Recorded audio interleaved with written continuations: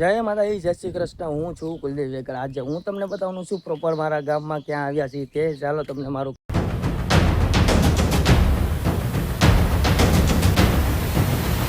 Proper ખેતર અને કંઈક મિનિમમ આંબાની મને ખ્યાલ નહીં, પણ 30-40 આંબા છે. અને આ અમારી નાનપણથી હું અહીંયા રહેતો, જ્યારે અત્યારે હું ભાવનગર જ છું.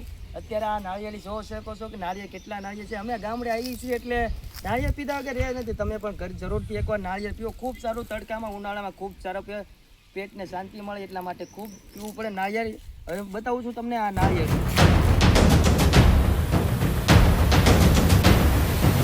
તો આજે હું તમને બતાવું અમારી આંબાવાડી. આ છે થોડાક અમારા ઓછા આંબા છે, ખેતર નાનું છે એટલે, પણ તોય છે આ પવન અને વરસાદના કારણોસર કેરી ખૂબ કરી ગઈ છે એટલા માટે ખૂબ ઓછી કેરી આવે છે આંબામાં.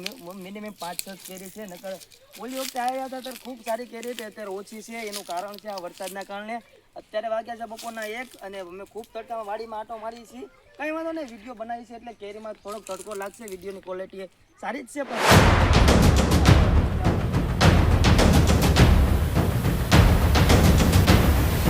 બાજુમાંથી પ્રોપર અમારી લીંબુડી છે. આ લીંબુડી તમે જોઈ શકો છો, ખૂબ નાની છે, પણ અમે નાનપણના હતા ત્યારથી અમે વાવી. અત્યારે લીંબુ આવે એટલે તમે જોઈ શકો છો બહુ મોટા લીંબુ આવે છે. આમાં કાંટા હોય છે. લીંબુમાં ખાસ ધ્યાન રાખવું. કોઈ પણ જગ્યાએ તમે જાઓ છો તો આ તમે જુઓ તો ખરી, એક ઝાડકામાં 4 લીંબુ આવ્યા, 4. કંઈને વાંધો નહીં, નાની લીંબુડી છે. ફૂલ લીંબુ મોટા આવે છે અને પ્રોપર લીંબુડી નાની જ છે. મળીએ છે તમને અમારું પાણી ખેતરમાં ક્યાંથી જાય તેની તમને કુંડી બતાવું. ચાલો કુંડી જોવા. ના સર, આ છે અમારી કુંડી. અહીંથી પ્રોપર આખું ખેતરમાં પાણી આવે છે. આ કુંડીનું કારણ એ છે, કૂવામાં પાણી ડાયરેક્ટ મોટર આપેલી છે, અહીંથી પાણી આવે છે અને મોટર પાસે જાય છે. ચાપ પડે એટલે ટૂંકમાં ખેતરમાં આખામાં અહીંથી નથી જાય છે. તો અમારા બાજુમાં છે, ત્યાં ખેતર થોડુંક આગળ છે એટલે ત્યાં તમે પછી લઈ જાઓ. ત્યાં સુધી તમે પાણી અહીંથી જોઈ શકો છો. આ વાડી પણ આપણી છે. અહીંથી અલગ વિભાગ પાડેલો છે. અમારા મોટા બાજુની છે અને આ બાજુ આપણી ત્યારથી તમને બતાવું છું. ચાલો હવે નવા વિડીયો પાછળ મળીએ છીએ. ત્યાં સુધી બધાને જય માતાજી, જય શ્રી કૃષ્ણ.